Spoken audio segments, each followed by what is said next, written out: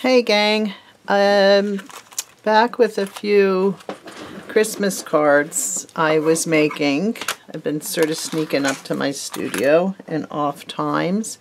And one thing I wanted to talk to you about was something that I did last year with and this is for tags, and it's just, I thought it was really a cute idea, taking old Christmas cards and either just cutting, you can just trim them and then boom, boom, corner, take the corner off the end and put a hole punch in there, or if you have a hole punch.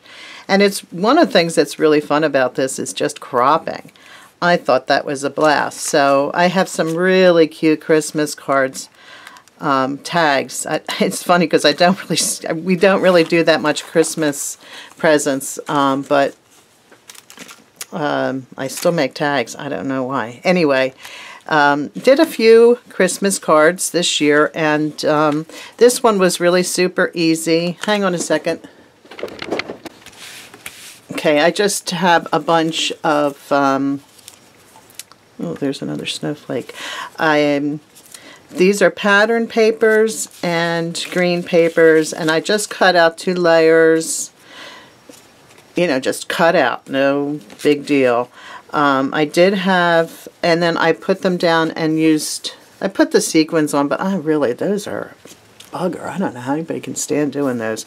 But anyway, and then a gold gel pen. I just went with a gel pen and some different patterns, and then stamped joy. And this is a die cut star, but geez, you can cut a star out.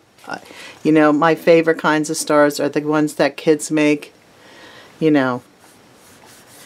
And cut them out. And to me, that funky star is the best star. Although I'm really, really happy with that. It was one of a few die cuts that I purchased. And so that was one card.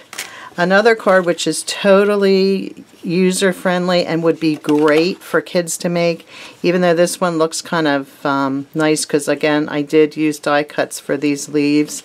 I punched a hole in the front of the card, stamped Season's Greetings. That's one of Tim Holtz's stamps. I'll link it if anybody's interested. And die cut, or you can absolutely hand cut. Again, part of the charm, I think, is in these homemade cards is seeing your hand. Seeing the person who gets it can see your hand on that card. I wish I had my daughters here. Hers were fabulous in that regard. So those are a couple that I made, and I made kind of multiples of these. And then this one, I thought I would mount this on black paper, so let me get that finished up for you.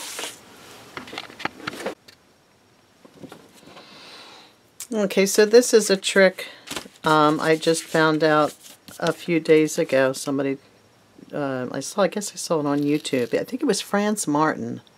She's a card maker, Stampin' Up. So anyway, oops, I forgot to tell you. This is a, used to be used for, what's that stuff called? That really smelly glue. Pickup. Rubber cement pickup. And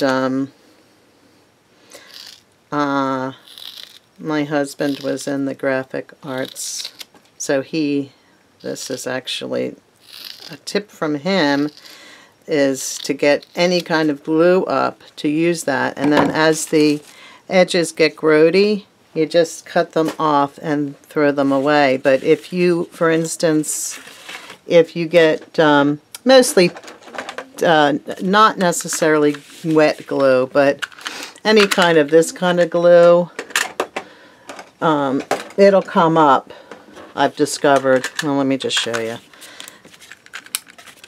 I've been using this kind of glue a lot lately, and that is the permanent adhesive, and it's just like the rubber cement. It comes up really easy if you use a pickup. You can get it up with your fingers, but these things are pretty cheap. So anyway, back to where I was. I just trim this down, and if there's little wooliness hanging off, you can sort of erase it. I think that Stampin' Up! Is selling this, she said, now for just these purposes. But so that's it. You just, and once this gets little boogers on it, you just trim it away. This, I actually did a video on this. I'll link it. It's the gouache video. And I'm making this into a card. Okay, cut out the vellum star and the orange star, just using that, you know, thing that the kids do. And I'm just going to wet glue the star down, the first star down. I'm just putting a little dab on the back. And then you're definitely going to see this vellum star. So, like, sometimes I can't find the tool that I use, but let me just grab anything here. Let me grab here. What I like to do with vellum, and I think I've talked about this in other places, is I like to bend it. This is small, so it's hard to bend, but it's so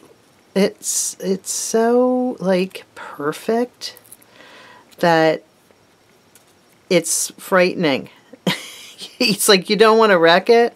So my theory is go ahead and wreck it, and with creasing, because the creases show up white, they add a little bit more interest, and now it's not perfect. So you can, like, the glue would show on the back and probably still will show on the back, but who cares, because it's just buried in a lot of lines now.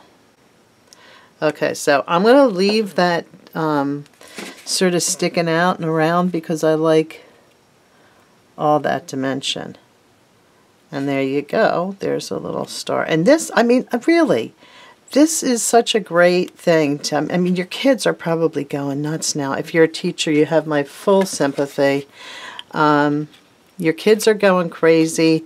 Sit them down with some paper and tell them to make a whole bunch of stars. They'll probably be huge stars, especially little kids will make huge stars. But that's cool. And then maybe the older kids can cut them and they can make some quick tags, which is what, I mean, just, they can cut triangles. You can cut triangles and make some tags. This is a great thing to hang on your neighbor's door. It's not a card, it's not a big deal, it's a little tag. And just Merry Christmas, Happy Solstice, what have you.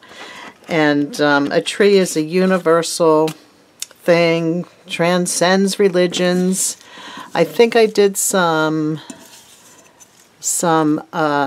washi tape sheets of trees last year, so I had some of those left over. Since I turned into this unrecognizable glitter person over the past year, I don't know what happened.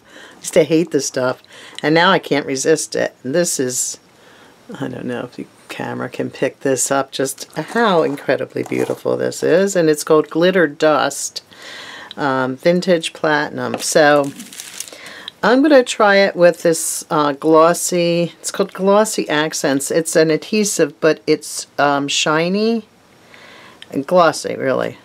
More than shiny, it's glossy. And I'm just going to paint it. I have a piece of plastic down to let it dry on.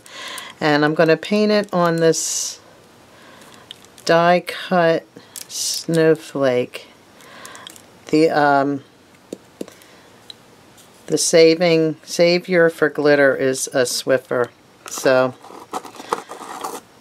that's one thing I did find that makes this manageable. Alright, so I'm going to let that sit, and